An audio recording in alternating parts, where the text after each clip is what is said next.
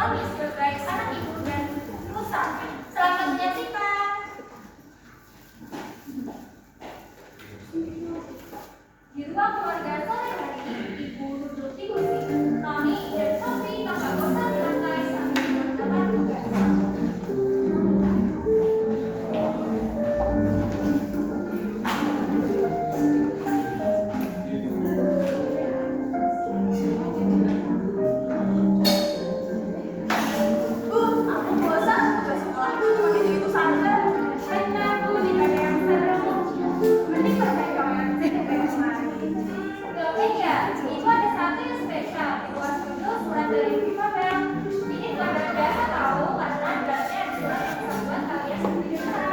Wah, sepertinya seru. Iya, seru tuh. Gimana ya baginya?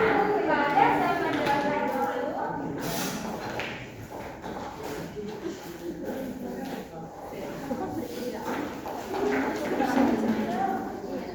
Bukan yang hijau, sehingga dan biru. Dan di dalamnya ini namanya seekor kelinci itu rajin, tapi selalu merasa terganggu. Biasa, namun sedang tidak biasa. Ia menulis surat untuk dirinya sendiri.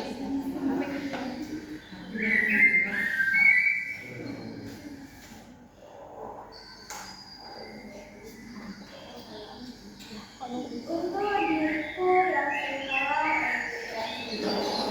jangan jangan aku kelas karena namanya beritahu.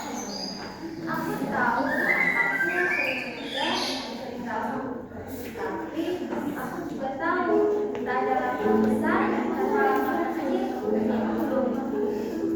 Dari ini aku berjanji aku akan belajar menata matahari tanpa menunggu, berjalan pelan-pelan dan percaya walau belum tahu hasilnya. Sebab keberanian bukan berarti tidak takut, melainkan kita berjalan meski hati gemetar. Jika suatu hari aku membaca surat ini lagi, semoga aku sudah belajar ternyata bukan karena itu mudah, tetapi karena aku tak berhenti mencoba. Kunci itu menurutku, dan tiba-tiba seekor Allah berjubah abu muncul dengan gaya dramatis yang berlebihan. Oh, kelinci, suara bagaikan embun pagi yang rambut batu, begitu lembut, begitu halus, dan begitu merdu, tapi begitu tragis. Oh, aku hanya baca surat. Bisa nggak sih jangan dramatis dulu? Tidak bisa. Setiap kata yang keluar dari kelinci adalah sebuah puisi yang terlalu indah. Maka dari itu, dengarlah jawabanku. Jikalau kamu sedang dalam benak pikiran, jikalau kamu sedang banyak pikiran, tinggalkan saja pikiran itu. Dan jikalau kau saja masih berjanji, janji hari ini untuk apa? Seekor kancil pun berjanji kepada seekor buaya di tengah sungai. Oleh karena itu, hentikanlah tangisanmu, hentikanlah, karena tanah tidak membutuhkan yang namanya air mata, tapi tanah hanya membutuhkan lambangmu. Berhentilah menangis. Awal itu sudah sedih, tapi terlalu lebay. Lebay adalah garam kehidupan. Tanpa lebay rasanya seperti memakan wortel rebus tanpa garam. Aku serius tahu, aku takut gagal, takut waktu aku sia-sia.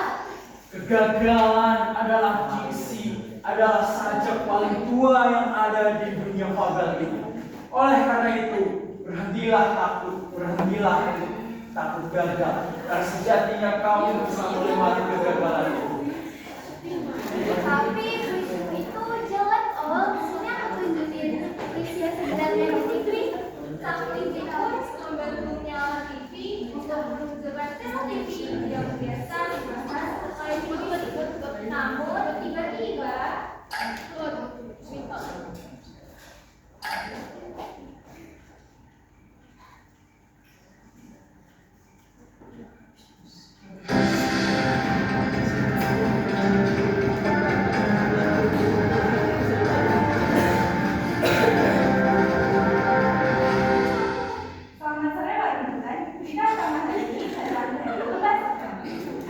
Jadi sudah melanda satu semua hewan kompak berkata mereka.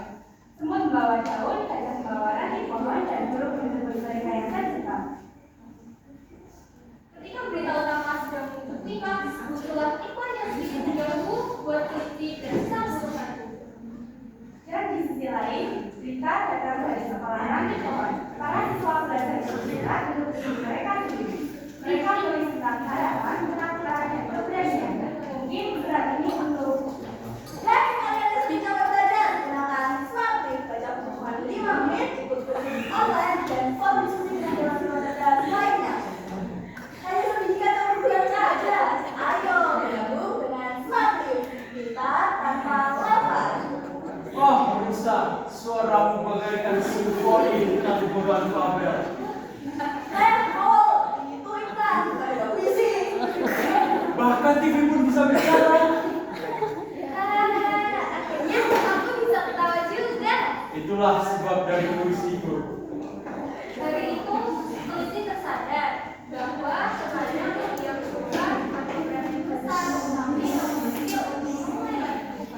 Oh, mungkin surat bukan mau menjadi seberang takut, tapi untuk siapapun yang masih ragu yang memulai.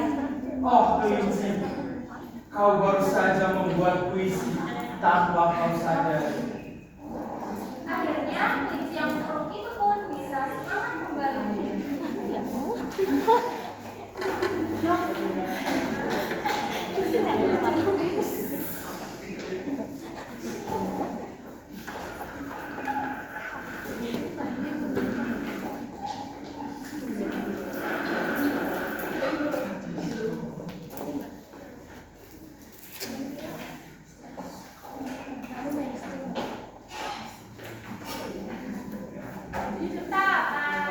Itulah cerita bagaimana kelinci bisa mendapatkan semangat seni.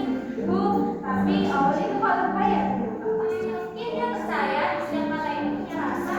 Tapi aku